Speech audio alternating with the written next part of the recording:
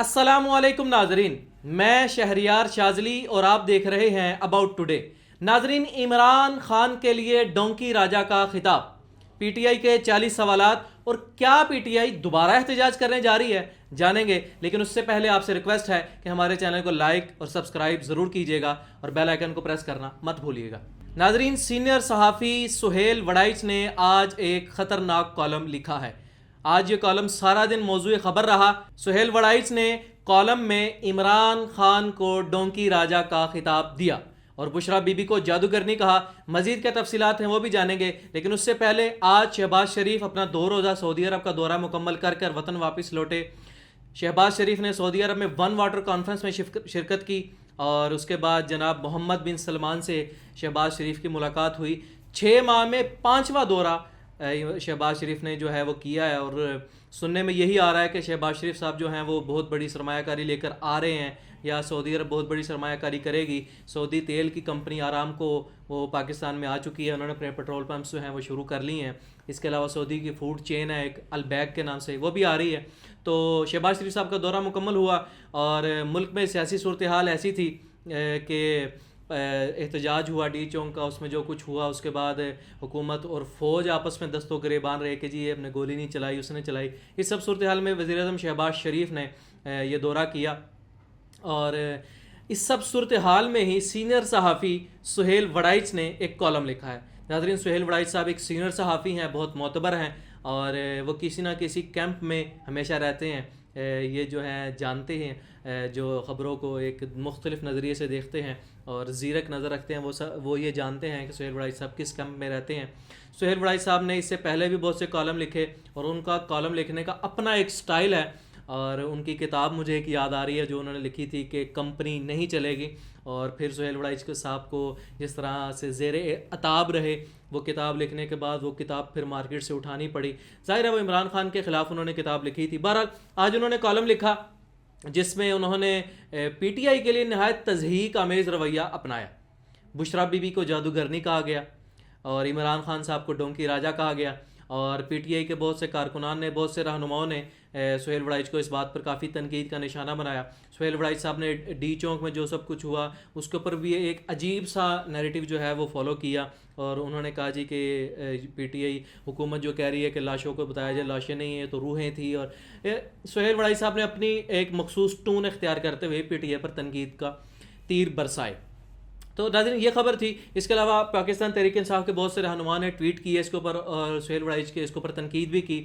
تو ناظرین ہم یہ کہہ سکتے ہیں کہ موجودہ سیاسی صورتحال میں سہیل وڑائچ صاحب نے اپنا ایک تجزیہ پیش کیا ہے، اور ہم اس کے اوپر اپنی ایک رائے رکھ سکتے ہیں، ایک تنقید کر سکتے ہیں، لیکن کسی بھی طرح کی ان کے خلاف چارج شیٹ نہیں فائل کیا جا سکتا کہ انہوں نے یہ کیوں کیا ہے، انہیں ایسا نہیں لکھنا چاہیے تھا۔ ایک صحافی ہیں، اور میرے خیال میں آزاد معاشروں میں صحافت جو ہے آزاد ہوتی ہے، اور انہوں نے اپنے جو ہے ایک انداز تحریر جو ہے انداز بیان کے تحت انہوں نے یہ کالم لکھا ہے۔ یہ خبر تھی ناظرین۔ اس کے علاوہ بیرسٹر گوہر نے آج ایبٹ آباد میں گفتگو کرتے ہوئے کہا کہ علیمہ خان کا پارٹی سے کوئی تعلق نہیں ہے۔ جی ناظرین، ہم نے اپنے پچھلے ولاگز میں آپ کو بتایا کہ بیرسٹر گوہر بھی مشکوک کردار کے حامل ہوتے جا رہے ہیں، اور عمران خان کو بھی بیرسٹر گوہر پر شک ہو گیا ہے۔ بیرسٹر گوہر باہر کی باتیں اندر جا کر صحیح نہیں بتاتے، یہ خبر ہم نے آپ کو دی تھی۔ بیرسٹر گوہر باہر کی باتیں صحیح نہیں بتاتے اندر جا کر، اور اندر کی پوری بات باہر لے کر نہیں آتے۔ حالانکہ بیرسٹر گوہر پاکستان تحریک انصاف کے بہت کچھ معاملات کو اچھے طریقے سے نبھا بھی رہے ہیں، اچھے طریقے سے چلا بھی رہے ہیں، جو ایک خلا ہے پاکستان تحریک انصاف کا اس وقت، لیکن بیرسٹر گوہر کچھ معاملات میں کمپرومائز ہیں۔ بیرسٹر گوہر نے آج کہا جی علیمہ خان کا پی ٹی آئی سے کوئی تعلق نہیں ہے، اور انہوں نے ایک چارج شیٹ جسے کہا جا سکتا ہے وہ فائل کی علیمہ خان کی، کیونکہ علیمہ خان کو دیکھا جا رہا ہے کہ عمران خان کے بعد علیمہ خان ایک متبادل قیادت کے طور پر موجود ہے۔ عمران خان کی بہن بھی ہیں، ایک اچھی ان کی پرسنالٹی بھی ہے، اور اچھا بول بھی لیتی ہیں۔ تو اس صورت میں بیرسٹر گوہر نے آج کلیئر اینڈ کٹ کہہ دیا کہ علیمہ خان کا پاکستان تحریک انصاف سے کوئی تعلق نہیں۔ دوسری جانب علیمہ خان نے وائس آف امریکہ سے گفتگو کرتے ہوئے بتایا کہ جو یہ بات کہی جاتی ہے کہ عمران خان کے بعد بشرا بی بی پی ٹی آئی کی قیادت کریں گی، یا میں علیمہ خان قیادت کروں گی، یا فلانا قیادت کرے گا، تو یہ اصل میں ایک نیریٹو بنانے کی کوشش کی جاتی ہے جس کا مقصد عمران خان کو مائنس کرنا ہوتا ہے۔ اور یہ نیریٹو اداروں کی جانب سے بنایا جاتا ہے کہ اگر عمران خان کو مائنس کیا جائے تو پاکستان تحریک انصاف کی جماعت کو کیسے ہائی جیک کیا جائے. تو علیمہ خان نے یہ بتایا کہ یہ جو کہا جاتا ہے کہ میں عمران خان کے بعد قائد بنوں گی یا بشرا بھی بنیں گی یا اور کوئی بنے گا, تو اس کا مقصد پاکستان تحریک انصاف میں پھوٹ ڈالنا ہوتا ہے. اس کا مقصد عمران خان کے مائنس عمران خان کے فارمولے کو پرچار کرنا ہوتا ہے. ناظرین, اس کے علاوہ حماد اظہر نے پاکستان تحریک انصاف کے سینئر رہنما ہیں, وفاقی وزیر بھی رہ چکے ہیں اور آج کل روپوش ہیں, اور جب سے یہ 9 مئی کا معاملہ ہوا ہے وہ روپوش ہی ہیں.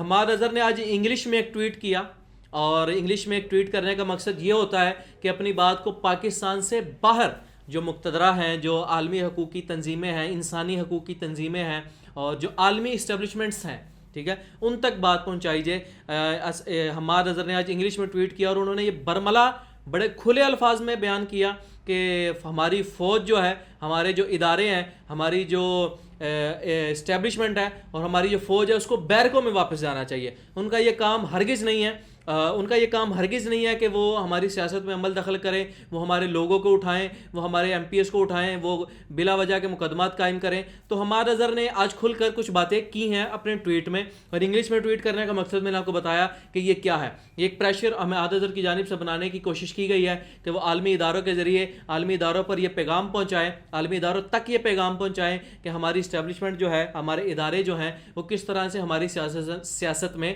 انوالومنٹ کرتے ہیں. ناظرین, حماد اظہر نے ٹویٹ کیا, اس کے ساتھ ہی پاکستان تحریک انصاف نے آج ایک سوشل میڈیا پیغام جاری کیا, ایک کمپین لانچ کی. ایک گولی کیوں چلائے گی, یہ کمپین تو بہت پر اثر ہو رہی ہے اور پاکستان تحریک انصاف اس کو بڑے اچھے طریقے سے کنٹینیو کیا ہوا ہے اور آگے لے کر چل رہی ہے. اس کے ساتھ ساتھ ہی پاکستان تحریک انصاف نے آج ایک 40 سوالوں کا ایک سوال نامہ جاری کیا, جس میں پاکستان تحریک انصاف نے 40 سوالات پوچھے اداروں سے, اور یہ پوچھا کہ گولی کیوں چلائی, ہمارے ایم این ایس کو گرفتار کیوں کیا, ہماری ماؤں بہنوں کو کیوں اٹھایا, ہماری ماؤں بہنوں کی تذلیل کیوں کی گئی, ہمارے ایم این ایس کے جو کاغذات نامزدگی ہیں اس کو کیوں چھینا گیا, ہمارے ایم این ایس کو الیکشن لڑنے کیوں نہیں دیا گیا, ہماری جماعت سے ہمارے بلے کا نشان کیوں چھینا گیا. اس طرح 40 سوالات پاکستان تحریک انصاف نے اداروں سے کیے ہیں, اور مجھے لگتا ہے کہ پاکستان تحریک انصاف جو پچھلے ایک ہفتے میں بالکل خاموش تھی, ڈی چونک پہ جو کچھ ہوا, 79 پاکستانیوں پر گولیاں چلائے گی, اس کے بعد پاکستان تحریک انصاف ابھی تک کوئی واضح موقف اختیار نہیں کر سکی تھی, لیکن پاکستان تحریک انصاف کو چاہیے تھا. ناظرین, آج ایک ہفتہ بھی ہو گیا پاکستان تحریک انصاف جو ڈی چونک میں جو آپریشن ہوا اس کو آج ایک ہفتہ مکمل ہو گیا ہے. پاکستان تحریک انصاف کی سینئر قیادت کی طرف سے کوئی واضح موقف نہیں اپنایا گیا, پاکستان تحریک انصاف کی طرف سے کوئی پٹیشن, کوئی کیس دائر نہیں کیا گیا, کوئی ایف آئی آر درج نہیں کروائی گئی. پاکستان تحریک انصاف کی طرف سے ہاسپٹلز میں جا کر زخمیوں کی صحیح سے ڈیجٹس نہیں لیے گئے, ابھی تک واضح طور پر شہداء کی تعداد نہیں بتائی گئی. یہ پاکستان تحریک انصاف کو کرنا چاہیے تھا. پاکستان تحریک انصاف نے ابھی تک بھی ایک انٹرنیشنل میڈیا کو بلا کر انگلش میں پریس کانفرنس نہیں کی. یہ پاکستان تحریک انصاف کی قیادت کے خلاف ایک چارج شیٹ ہے کہ وہ کمپرومائز ہیں. وہ جو ہے پاکستان تحریک انصاف کے کارکنان جو انتہائی جذبے کے ساتھ اور ولولے کے ساتھ وہاں پر آئے تھے اور جو شہید ہوئے, ان کے شہداء کی خون کی قیمت وصول نہیں کر پا رہے. تو ناظرین, آج ایک نظر آیا کہ وہ بھی صرف سوشل میڈیا کمپین کی حد تک پاکستان تحریک انصاف نے 40 سوالوں کی ایک کمپین لانچ کی اور اداروں سے یہ پوچھا کہ تم نے یہ سب کچھ کیوں کیا. ناظرین, اس کے ساتھ ہی ایک واقعہ جو بہت وائرل ہوا, ڈی چونک میں جو سب کچھ حکومت نے کیا, جو سب کچھ ہماری فوج نے کیا, اور اب تو یہ فوج بھی اور حکومت بھی ایک دوسرے کے کاندھوں پر ڈال رہی. میں نے آپ کو کل بتایا تھا ناظرین, حکومت اور فوج ڈی چونک کے سانحے کی ذمہ داری قبول کرنے سے قاصر ہے. جی ناظرین, دن بدن یہ خبر اپنی گرفت مضبوط کرتی جا رہی ہے کہ حکومت ڈی چونک کے سانحے کا جو آپریشن ہوا, ڈی چونک آپریشن کی ذمہ داری اپنے کندھوں پر نہیں رکھنا چاہتی. دوسری جانب فوج بھی, آج فوج نے اپنے ریٹائرڈ لیفٹننٹس کے ذریعے جو ہے ریٹائرڈ جنرل ہیں ان کو میدان میں اتارا ہے, اور فیصل واؤڈا جو ٹاؤٹ ہیں وہ تو پہلے ہی میدان میں ہیں. وہ فیصل واؤڈا ایک جسے کہتے ہیں نا کہ ان کے آگے ان کو ایک پرچہ دے دیا جاتا ہے, اور تھوڑی سی اگر ویئرڈ زبان میں کہوں تو ان کے آگے ایک ہڈی ڈال دی جاتی ہے, اور جو ہے ان کو بتا دیا جاتا ہے جی آج آپ نے جا کر جو ہے کیا نام ہے شوز پر جا کر یا پریس کانفرنس جا کر کیا آپ نے کرنا ہے. ٹھیک ہے, تو فیصل واڈا بھی میدان میں ہے, اور وہ جو ہے حکومت کے سر پر ڈال رہے ہیں کہ جی ہم نے نہیں گولی چلائی, اور حکومت جو ہے وہ فوج کے کھاتے میں ڈال رہی. کیوں؟ کیونکہ حکومت اور فوج کو اس بات کا علم ہے کہ اگر پاکستان تحریک انصاف نے گولی والے معاملے پر اس چیز کو صحیح طرح سے ہینڈل کر لیا تو ہماری گردن پر ہاتھ آ جائے گا.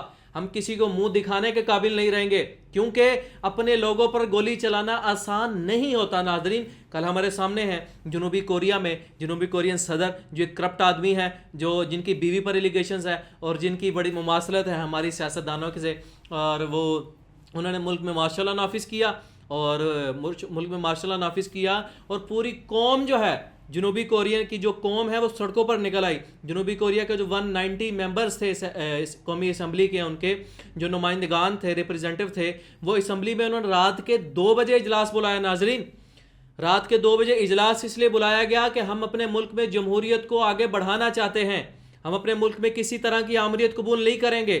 اور ہمارے ملک میں رات کو جو عدالتیں کھولی جاتی ہیں، وہ آپ کو پتہ ہے کہ ہمارے ملک میں رات کو عدالتیں کس لیے کھولی جاتی ہیں. لیکن ہمارے سامنے ہے کل ہی جنوبی کوریا میں رات کے 2 بجے رات کے 2 بجے جو ہے وہ قومی اسمبلی کا اجلاس بلایا گیا. 190 ممبران وہاں پر حاضر ہوئے اور انہوں نے مارشل لا کے خلاف ووٹ دیا اور ملک سے مارشل لا اٹھا لیا گیا. ناظرین، یہ ایک جذبے والی قوم کی نشاندہی ہوتی ہے، نشانی ہوتی ہے کہ وہ اپنے ملک میں جمہوریت کو پروان چڑھانا چاہتے ہیں، وہ کسی بھی آمر کے نیچے زندگی گزارنا نہیں چاہتے. تو فوج بھی اب کسی بھی طرح سے پریشر لینے کے حق میں نہیں ہے، اور فوج بھی اب نہیں چاہتی کہ ہم جو ہے کسی طرح کا پریشر جو ہے وہ لیں. تو ناظرین، یہ صورتحال ہمارے سامنے ہے کہ فوج اور حکومت جو ہے ایک دوسرے کے کندھے پر ڈال رہے ہیں ذمہ داری کہ ہم نے گولی نہیں چلائی. اس صورتحال میں ناظر ایک بندہ جو بڑا وائرل تھا اور پی ٹی آئی کا جو کارکن تھا، جو ڈی چونک پہنچ گیا تھا اور اس نے کنٹینر کے اوپر وہ نماز پڑھ رہا تھا. ناظرین، ابھی تک یہ بات سامنے نہیں آئی تھی کہ وہ بندہ کون تھا، وہ بندہ کیا باقی نماز پڑھ رہا تھا.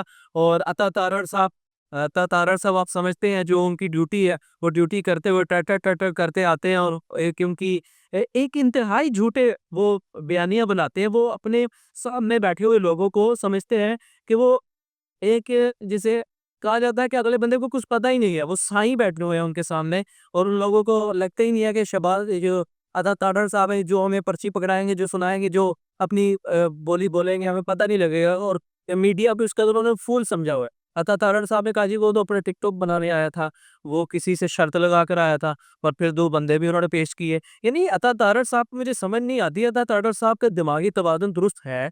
یعنی عطا تارڑ صاحب کو اس بات کی عقل ہے کہ بھائی میں 2 بندوں کو لے کر آنوں، وہ بھی نقاب لیتے ہوئے. ناظرین، ایک بندہ جو عطا تارڑ صاحب سامنے لائے تھے، یہ وہ بندہ ہے، اس کی طبیعت ٹھیک ہے، اس کو کچھ نہیں ہو، اس بندے نے منہ پہ چادر چڑھائی ہوئی ہے. یعنی پاکستانی عوام کو آپ نے پاگل سمجھا ہوا ہے. پاکستانی عوام کو آپ کو نہیں پتا کہ پاکستانی عوام کتنا شعور ان کا اجاگر کر دیا ہے عمران خان نے، اس سوشل میڈیا نے، جس سوشل میڈیا کا بند کر کے پاکستانی قوم کو پاگل بنانا چاہتے ہیں. آپ نہیں چاہتے کہ پاکستانی قوم کا شعور بڑھے. تو عطا تارڑ صاحب نے بندہ پیش کیا تھا. آج جو ہے ناظرین، اس ساری خبر کا جو ہے ڈراپ سین ہو گیا. وہ بندہ جو اس وقت ٹی چوک پر کنٹینر سے نیچے گرا تھا رینجرز نے، اور رینجرز کے بھی ساتھ. ناظرین، میں یہ کہتا چلوں کہ رینجر اہلکار جس رینجر اہلکار نے اس نماز پڑھنے والے بندے کو نیچے گرایا تھا، اس نے جس حکم کے تحت اس بندے کو گرایا تھا، یقیناً روز محشر اس سے سوال کیا جائے گا. ناظرین، ڈیوٹی بے شک ڈیوٹی ہوتی ہے، لیکن ایک انسانی حقوق سب سے بڑھ کر ہوتے ہیں. یہ ہمارے جو فوج کے سپاہی ہیں، جو رینجرز کے اہلکار ہیں، انہوں نے تو اپنے افسران کو، میرے خیال میں اللہ معاف کرے، ان کو کوئی نبی تصور کر لیا، کوئی خلیفہ تصور کر لیا کہ ان کی بات اٹل ہے، ان کی بات ہی مانی جائے گی. تو میرے خیال میں اس رینجر اہلکار کو بھی سوچنا چاہیے، اس رینجر اہلکار کو اللہ کی بارگاہ میں اپنی معافی بھی مانگنی چاہیے. بہرحال ناظرین، وہ جو بندہ رینجر اہلکار نے نماز پڑھتے ہوئے نیچے گرایا تھا، وہ بندہ آج سامنے آ گیا. وزیر اعلیٰ کے پی کے ہاؤس میں اس بندے کو بلایا. اس بندے کے دونوں ہاتھ فریکچر ہیں، ٹھیک ہے، اور 3 منزلہ سے اگر کوئی بندہ نیچے گرے تو یقینی طور پر اس کو نقصان پہنچتا ہے. ٹھیک ہے نا، اس بندے کے دونوں ہاتھ فریکچر. پھر اس نے بتایا کہ میری کمر میں مسئلہ ہے، ٹھیک ہے. اور وزیر اعلیٰ کے پی کے علی امین ڈٹا وہ سامنے آج اس کی عیادت بھی کی، اس کی حوصلہ افزائی بھی کی. تو وہ بندہ سامنے آ گیا، اور عطا تارڑ صاحب کی جناب کی جو جھوٹی باتیں تھی، جھوٹی بیانیاں تھا، اس کی نفی ہو گئی. ناظرین، اس کے ساتھ ہی حکومت پاکستان، اب یہ آپ حکومت پاکستان کہہ لیں، ہمارے فوج کو کہہ لیں، لیکن ایک بہت ہی مضمون قسم کی کارروائی ہمارے ملک میں کی جا رہی ہے. وہ کارروائی کیا ہے؟ وہ کارروائی پشتونوں کے خلاف کی جا رہی ہے. ناظرین، حکومت کو اس بات کا اندازہ ہو گیا ہے, ہماری فوج کو اس بات کا اندازہ ہو گیا ہے کہ پاکستان تحریک انصاف کی زیادہ تر کارکن پشتون ہے, اور یہ بات کسی سے ڈکی چپی نہیں ہے. زیادہ تر پشتونوں کی جو اکثریت ہے وہ پاکستان تحریک انصاف کو سپورٹ کرتی ہے, اس کا ساتھ دیتی ہے. تو پاکستان تحریک انصاف کی سپورٹ ہونے کی وجہ سے نظری پشتونوں کو اٹھایا جا رہا ہے پورے ملک سے. ایک پورے ملک میں جو ہے ایک افراتفری کا جو سامان ہے وہ پیدا کیا جا رہا ہے, انہیں پشتونوں کو اٹھایا جاتا ہے. آپ کو اکثر اس بات کا اندازہ ہوتا ہوگا کہ ہمارے ملک میں جو پشتونوں کی تعداد ہے وہ اکثر جو ہے یا تو ان کا چھوٹا سا کاروبار ہوتا ہے, یا تو ان کے ہوٹلز ہوتے ہیں اور ریڈیو پر کام کرتے ہیں. تو ریڈیو والے پشتون کو اٹھایا جاتا ہے اور اسے کہا جاتا ہے تم عمران خان کے سپورٹ ہو, تم پر 9 مئی کا مقدمہ ڈال دینا ہے, تم جو ہے ہمیں رشوت دو. یہ پنجاب پولیس کی جانب سے کیا جا رہا ہے. تو آپ یہ دیکھیں کہ پشتونوں کو, جسے کہتے ہیں نا کہ ان کو پاکستانیت سے جو ہے بدزن کیا جا رہا ہے. آپ یہ دیکھیں کہ پشتون قوم پاکستان کا حصہ ہے, پورے پاکستان کی جتنی بھی قومیں پاکستان میں آباد ہیں وہ پاکستان کا حصہ ہے. تو اس طرح کی سازشیں کر کر میرے خیال میں ادارے جو ہیں وہ فیڈریشن کی خلاف ورزی کرتے ہیں. ہمارے ملک پہ جتنی بھی قومیں آباد ہیں وہ سب پاکستانی ہیں, ٹھیک ہے, ان کی سب سے پہلی شناخت پاکستانی ہونا ہے. تو ہمارے اداروں کی جانب سے نہایت بھوٹی حرکت کی جا رہی ہے, پاکستان کو نقصان پہنچایا جا رہا ہے, اور اس سے پاکستان کی بنیادیں کمزور ہوتی ہیں. آپ کو کیوں سمجھ نہیں آتی اس بات کی؟ آپ نے 1971 میں ایک حرکت دیکھ نہیں لیا. میں اداروں سے یہ کہوں گا, آپ نے 1971 میں تجربہ کر کے نہیں دیکھا کیا ہوا؟ آپ کو وہاں پر اپنی جوتیاں چھوڑ کر بھاگنا پڑا ہے. وہاں پر آپ کو بنگلہ دیش میں آپ آئے ہیں, ٹھیک ہے.